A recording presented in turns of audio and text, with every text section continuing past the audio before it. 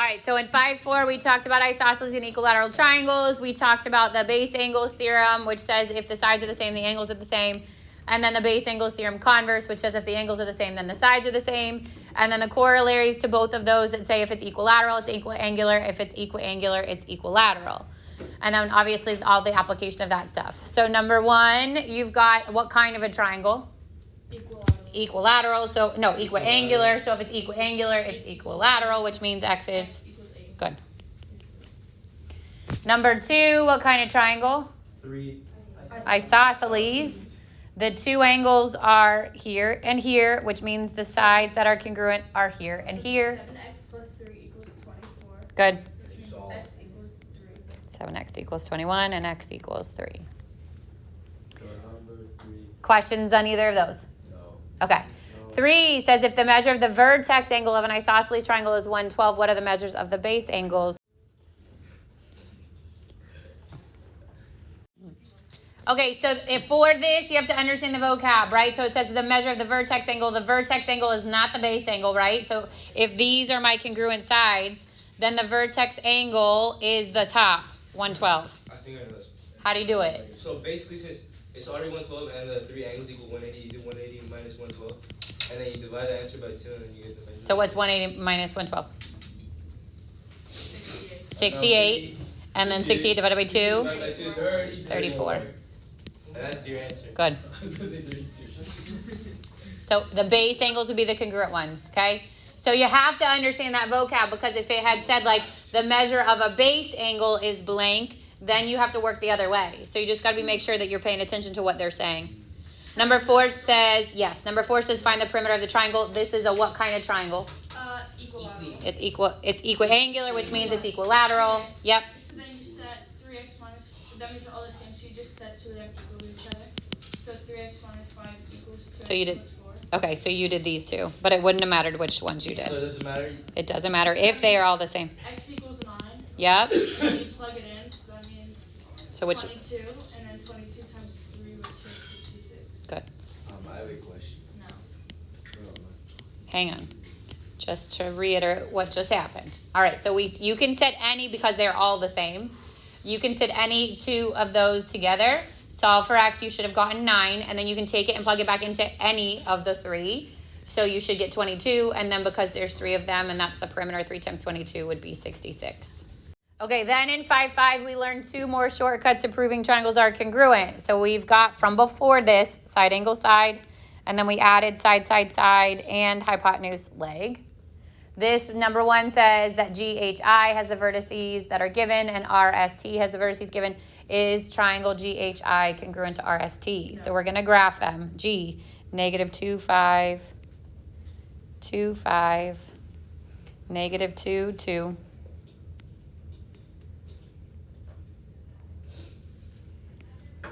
And R, negative 9, 8, negative 5, 8. And negative 9, 5.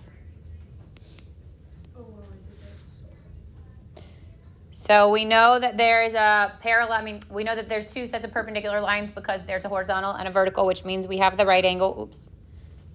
We have the right angle. And then you have the vertical and the horizontal side. So count 1, 2, 3, 4. And that matches 1, 2, 3, 4. So you've got that one pair of sides. And then count the other one, 1, 2, 3, and 1, 2, 3. So these are congruent. If it asked why, it would be side angle side, not hypotenuse leg. If you did find the lengths of the hypotenuse and one of those pairs of legs, then you can use hypotenuse leg, but you don't have to go through that work. You could just count it. If you have to write a proof and you have to prove that it's perpendicular before you do the side angle side, do you just write angle R is perpendicular to angle G, and then you put definition of perpendicular lines? I would put that they are perpendicular because, and the reason is their slopes are opposite reciprocals. That's really the reason. You'll probably never have a coordinate one and also built into the proof, but that would be your reasoning, that if they're perpendicular because their slopes are opposite reciprocals. Yeah. All right, then number 2 says, is there enough given information to prove that the triangles are congruent? If there is, state the postulate or theorem. So what we've got here is what? Yeah. Yes or no? Yes. And why? hypotenuse leg, okay? The hypotenuse would be the side opposite the right angle. That one's definitely marked.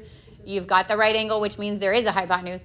And then one of the other pairs of legs is marked as congruent. Side angle side, you'd have to have GF. Like you'd have to have this side and this side marked, which is not what it was. For what? If it was side angle side, Oh, yeah. Which Th- bars? 3, he told us like 700. All right, triangle ABC is congruent to X, Y, Z. Is that true? Yes. And why? Oops. So they have side. Side, side, side. Okay. The 6 matches the 6. The 4 matches the 4. The 5 matches the 5. Yes. All right, we're not gonna work all the way through this, but the homework for 5.5 and 5.6 is put together. I'm gonna assign it over the weekend, but if you wait and do it all on Monday, it's gonna feel like a lot. And on Monday, we're gonna get into 5.7 just so we start the test review on Tuesday. Wait, but it's a test for 5.0. The test goes through 5.7. Yeah. So It's 4? no, it's not 4. It's just 5. So we're cutting out the transformations. The quiz is only 4. No, the quiz was 4 and I mean, 5. The quiz is the only thing that had 4. Correct. And then the rest. Correct. So the translations, the reflection, that stuff will not be on your test. All right, but in this section, we learn the next the final 2 shortcuts to proving triangles are congruent. So when we are done with 5.6, which we'll actually get through all of that today, I'll save some of the examples for Monday, but you will see that there are 5. You're going to have side, side, side, side angle, side, hypotenuse leg, angle, side angle, and angle, angle, side. All right, so the fourth shortcut is angle, side, angle, okay? Which says now you have 2 pairs of angles and the side that connects them. So the included side of those 2. It has to be that side. So it has to be the side that connects the 2 congruent angles. So if 2 angles and the included side of one triangle are congruent to 2 angles and the included side of a second triangle, then the 2 triangles are congruent. So it just has to form a line. The 2 angles that are marked as congruent, yes. It has to be the line that connects them. So in this diagram, angle D is congruent to angle A. That's 1A, or 1 pair of angles. Angle F is congruent to angle C. That's your second A, or second pair of angles. And then the side that connects them is the included side. And that's your ASA. So it has to go in that order. How do we say that when we're writing proofs? ASA. Here, postulate. You don't even need it. You could put ASA. Yeah, just ASA means angle, side, angle. You could put ASA theorem, but you don't need to. And the last one is angle, angle, side. If 2 angles and the non-included side of one triangle are congruent to 2 angles and the corresponding non-included side of the second triangle, then the triangles are congruent. Okay, so this time you have 2 pairs of angles. So I've got angle G is congruent to angle K. I've got angle J is congruent to angle M. But then it is not the side in between them. So it's not the included side, which would be here and here. Or it could have been the other side as well. H and G. It could have been GH and K and LK. It could have been those. Yep. And it just needs to be 1. But it's AAS. So there are now 5. Side, side, side. Side, angle, side. Hypotenuse leg. Angle, angle, side. And angle, side, angle. There is no ASS. And it's not because that spells a bad word. It's just that they literally, like if you only have those pieces of information, you can make 2 different size triangles. So it's not enough information to prove they're congruent. Whereas these, like if I gave you 3, let's say I cut 3 pieces of string, there is only 1 triangle that you can make from those 3 pieces of string, which would be side, side, side. If I gave you 2 pieces of string and said where they meet has to form this angle, you can only form 1 possible triangle from there. Hypotenuse leg, same thing. If I gave you the length and I said this little string has to be the hypotenuse, here's the length of one of the legs. You can only make 1. Same thing, angle, angle, side. But if I gave you two pieces of string and I didn't tell you that the angle where they meet has to be a certain angle, you can make different sized triangles. So it is not a way. So if you're writing on your test ASS or backwards SSA, it's wrong. Don't do it, okay? And again, not because it spells a bad word, but just because it's not enough information to prove it. So that one you can't do. Oh. All right, there they all are. So side, side, side. 3 sides are congruent to the other 3 sides. Side angle, side, 2 pairs of sides, and the included angle are where it meets. Hypotenuse leg, which is only for right triangles. You need the hypotenuse on one of the legs. Angle, side angle, which is 2 angles, and where the sides, those angles are connected. And then angle, angle, side, 2 angles, and the non-included side. All right. And then we're just going to have a bunch of proofs. You will get like just a question where it will give you 2 triangles and it will say, are these congruent? If so, which method? And you'll pick from those 5. But you'll also get yours built into proofs. So if the end goal of the proof, which is like this one, is to prove that triangles are congruent, I have to get to one of those 5 ways. So look at the information they give you. It says angle X is congruent to angle V. It says angle YZW, which is here, is congruent to YWZ. And it says XY is congruent to VY. And you're looking to prove that triangle XYZ is congruent to triangle VYW. Oops. So obviously my first step is all those givens.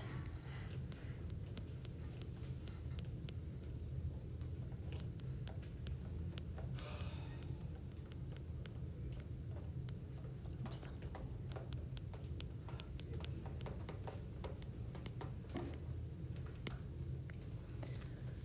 Is there enough information as it is to go straight to my proof statement? Like, do I have side angle side? Well, first of all, rule out what you know it's not happening. There's no right angle, so I can totally rule out hypotenuse leg, right?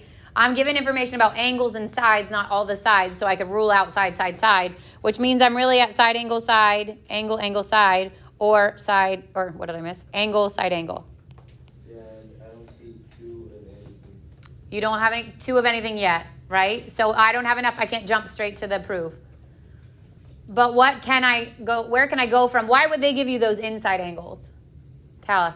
You use the Converse and base angles theorem to find out that line ZY equals about line YW. Good. ZY is congruent to WY, and the reason is the converse to the base angles theorem, which says if those 2 angles in a triangle, because that little shape in the in-between is a triangle, if those 2 angles are congruent, then the sides opposite them are congruent. Okay, now look at what we've highlighted as like the pink and blue triangles. Is there enough information to prove they're congruent? What do you have there? Side angle side. Almost. No, side, angle. I mean angle, side. Nope. Oh. Is there enough information to prove? No. What do you have there? You have an angle and the 2 sides that are not where the angle meets, right? So you have ASS right now, which we said It's not real. is not enough to prove, okay? That's bad. So what else can we do? We need to find the angle in the triangle. Yeah. You have to prove that the angles, like the linear pairs of W and the linear That's one way you could do it. Yep, so these are both a linear pair, yes? And what does it mean if they're a linear pair? You could do that 2 ways. You could literally say it's 180 and then you could subtract from it. Or you could say if they're a linear pair, they're supplementary. And 2 angles that are supplements to the same angle are congruent. So that's 2 different steps. One is identifying that they're a linear pair. So angle XZY and angle YZW are, well, we can go supplementary. are supplementary. And angle YWV and angle YWZ are supplementary. And that's the linear pair postulate. Couldn't you also say that angle ZYW equals angle ZYW, and then you could add the angles to like each other? So you could do like You'd have to say that the big one is the sum of the two smaller ones, the big, so angle addition postulate, and then subtract that one out. Sure. Yeah. Okay, so then from here I can say angle XZY is congruent to angle VWY, and that's the congruent supplements theorem. But if you don't remember the name, it is that if two angles are supplements to congruent angles, then they are congruent. Yeah, and then you can go to your proof. X, Y, Z is congruent to V, Y, W, and we now have angle, angle, side.